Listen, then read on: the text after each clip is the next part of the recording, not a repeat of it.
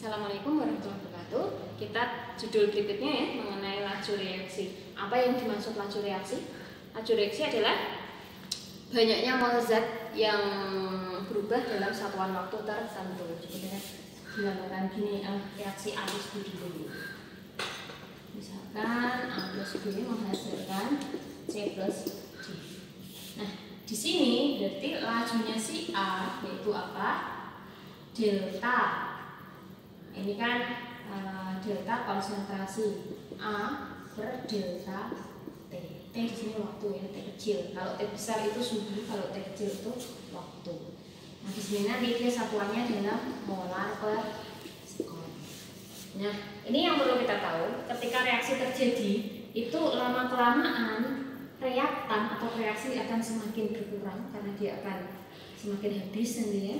Kemudian yang C plus D semakin lama reaksi itu terjadi, dia jumlahnya akan semakin bertambah. Karena dia produk ya, produk nanti semakin lama dia akan terbentuk semakin banyak. Karena itu di sini yang bereaksi semakin lama dia akan minus, artinya melambangkan berkurang. Kemudian lajunya B, dia juga berkurangnya konsentrasi G terhadap waktu. Satuannya semuanya sama, molar per sekon. Yang lajunya C berarti apa?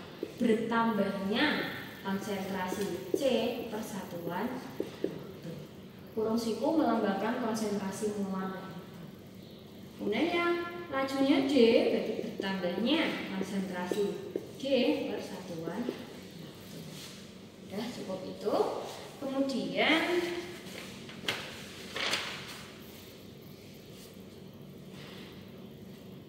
untuk yang reaksi dari senyawa ion itu memang dia bereaksinya cepat karena senyawa ion itu kan ikatannya tidak terlalu kuat. Beda ketika dia dengan senyawa kovalen.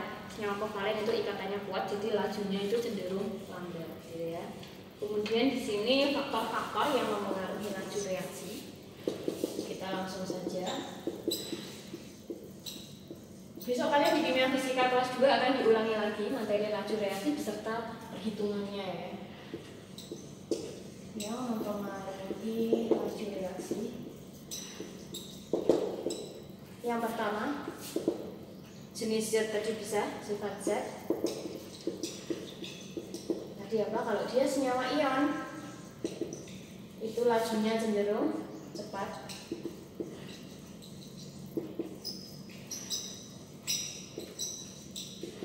Kalau yang senyawa kovalen, cenderung lambat karena tadi dia ikatan kovalen itu sangat kuat.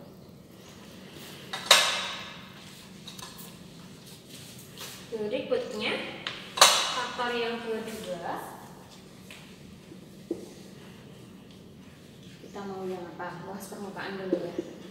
Luas permukaan. Jadi contohnya gini, kalian melarutkan garam dapur dengan air dingin. Dengan air dingin, maaf, gula pasir dulu ya. Gula pasir nanti kecil-kecil ini dengan gula batu, dia akan cepat larut siapa? Gula pasir. Kenapa? Gula pasir itu permukaannya lebih kecil atau lebih luas, lebih sempit atau lebih luas. Nah, ini gula pasir itu permukaannya lebih luas. Jadi di sini luas permukaannya dia lebih besar daripada gula batu, gitu ya. Coba kalau gula pasir itu kalian ratakan aja, nanti dia yang kontak dengan pelarutnya itu kan akan semakin luas. Berbeda ketika dia dengan gula batu. Gula batu yang kontak dengan pelarutnya kan hanya yang bagian luarnya, bagian dalamnya sini kan tidak. Jadi luas permukaannya itu sesungguhnya lebih luas sih, bentuknya butiran daripada bongkahan. Gitu. Mengapa kok bisa demikian? Jadi gini, dia ikut terus saja ya. Semakin luas permukaan, laju reaksi semakin cepat atau semakin besar, cepat atau besar. Mengapa? Karena semakin luas bidang sentuh,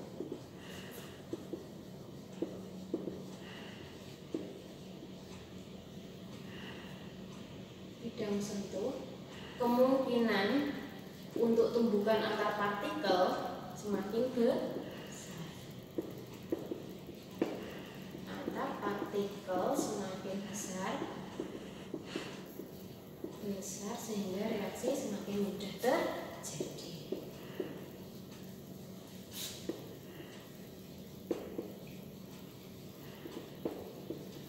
Ini Ibu tuliskan saja. Kenapa? Nanti ketika kalian ulangan atau ujian itu misalkan gini, jelaskan faktor-faktor yang mengenai reaksi. Ini 1, 2, 3, 4. Terus penjelasannya apa? Luas permukaan semakin luas, saturasi semakin cepat gitu, tok titik. Tanpa ada penjelasan mengapa demikian, itu nanti skornya kalian akan tidak memperoleh penuh ya, agak berkurang. Karena apa? Kita yang paling penting itu reasoningnya di sini, alasannya. Kenapa kok bisa semakin cepat? Kenapa kok bisa lambat seperti itu? Ya. Jadi kalau bidang sentuhnya luas, itu dia kemungkinan tumbukannya semakin besar. Jadi ketika ada tumbukan antara partikel A dan B di sini mengalami tumbukan, nah dan energinya cukup, itu dia akan terjadi reaksi. Tapi kalau tidak ada tumbukan aja tidak ada, otomatis reaksi tidak terjadi. Jadi peluang untuk mengalami tumbukan semakin besar, jelas dia reaksinya akan semakin cepat terjadi. Gitu ya. Lanjut nomor. Intinya gini, dalam satu ruangan itu banyak orang yang gemuk. Maaf ini ya, ini bukan bullying apa-apa, bukan. Tapi kalau isinya orang gemuk dengan orang kurus itu semakin mudah tumbukan yang mana? Otomatis kan yang gemuk, karena dia permukaannya yang semakin luas, gitu ya. Dalam ruangan yang luasnya sama. Lanjut yang ketiga, itu konsentrasi. Konsentrasi, dia semakin besar konsentrasi reaksi semakin cepat terjadi.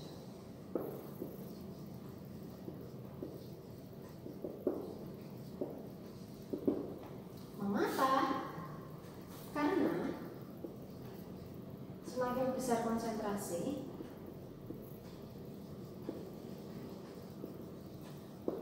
jumlah partikel akan semakin banyak.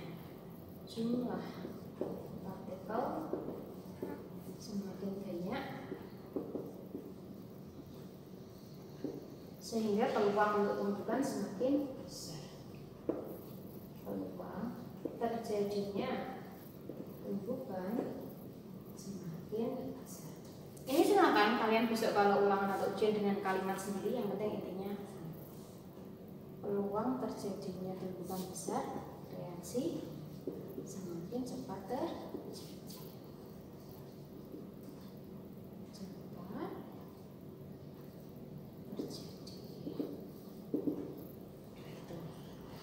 Jadi contohnya gini, lab ini diisi 200 orang dengan diisi 100 orang. Umpamakan orang itu sebagai partikel. Dia kalau diisi 200 orang, itu kan pasti untuk simbol-simbolan, peluang untuk simbol-simbolan semakin besar. Seperti itu juga dengan reaksi.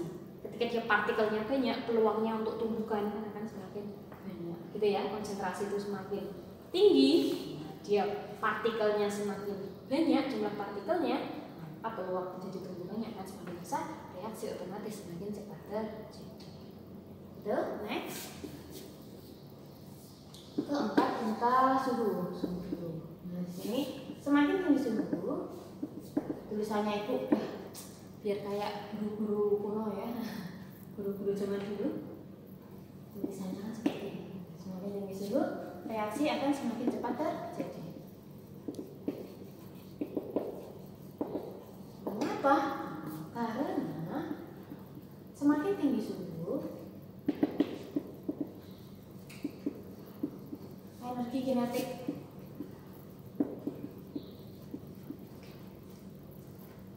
kinetik dari reaktan dia akan semakin besar.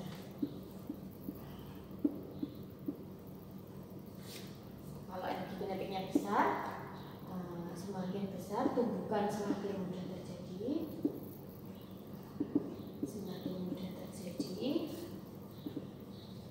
energi aktivasi juga akan semakin mudah terlampau. Semakin mudah terlampau. reaksi akan semakin cepat. Contohnya, kalian melarutkan garam dengan air dingin dan air panas akan cepat larut yang air panas. Kenapa? Ketika suhu itu naik, suhunya naik, partikelnya akan semakin cepat bergerak. Seperti kalau kalian dimasukkan ke dalam ruangan yang panas, kalian akan semakin gerah kan, banyak bergerak. Berbeda ketika kalian di tempat yang dingin, situ kan kalian nyaman, jadi tidak banyak pergerakan. Nah, dia tumbukannya akan semakin sedikit. Jadi kalau dia semakin energi kinetiknya besar, gerakannya aktif, dia tumbukannya kan akan semakin mudah. Ketika tumbukannya akan semakin mudah terjadi, dia semakin banyak tumbukan di situ, energi aktivasi pun semakin mudah terlampaui. Kok bisa energi aktivasi semakin mudah terlampaui? Karena ini tadi energi kinetik kan semakin besar juga, dia akan meningkatkan energi aktivasi juga. Oke, yang kelima katalis. Katalis di sini adalah zat yang mempercepat terjadinya reaksi. Kenapa? Dia katalis ikut bereaksi. Katalis ikut bereaksi. Setelah reaksi terjadi, dia akan terbentuk kembali.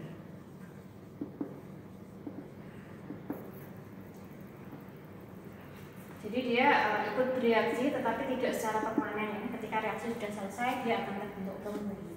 Bagaimana cara kerjanya? Katalis ini, jadi ada 3 poin di sini ya. Katalis ini dia dapat menurunkan energi aktivasi.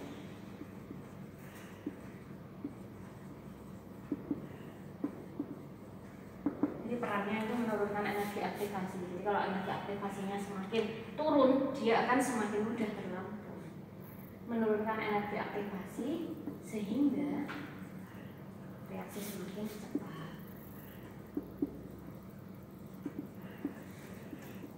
Contohnya ini ya. Di sini energi. Di sini ada A plus B. Tadi kan kita reaktannya A plus B ya. Di sini kurang tinggi ternyata. Jadi energi aktivasinya itu segini di puncak ini. Jadi ketika dia A plus B, dia menyala tumbukan dan lain-lain, energinya sudah melampaui energi aktivasi. Di sini akan terbentuk C plus D. Tapi berbeda ketika dia ada katalis. Ketika ada katalis, A plus B ini energi aktivasinya turun di sini. Nanti reaksinya akan semakin cepat. Di sini waktu.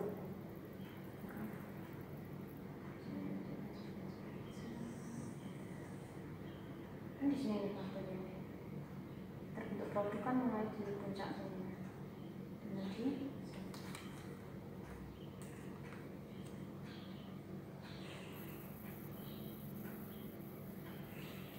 ini yang biru itu energi aktivasi dengan katalis. Di sini sama-sama terbentuk C plus D. Sama-sama terbentuk C plus D, cuman energi aktivasinya kalau ada katalis dia turun, sehingga puncaknya kan bisa dilampaui lebih cepat. Yang di sini itu adalah T. Jadi di sini otomatis kan waktunya lebih singkat daripada yang kanan, gitu ya. Itu contohnya. Sudah, faktor laju reaksi seperti itu. Prakteknya nanti akan dijelaskan ya. Oke, ada sendiri. Mengenai katalisator jenis-jenisnya nanti kalian pelajari di kimia fisika saja ya, kelas 2. Kemudian kita reaksinya. Di sini reaksinya reaksinya ada 2. Oke, reaksinya ada 2. Sebentar. Dan reaksinya Ibu susulkan aja nanti ya, bersama dengan hasil percobaan saja. Ya. Assalamualaikum warahmatullahi wabarakatuh.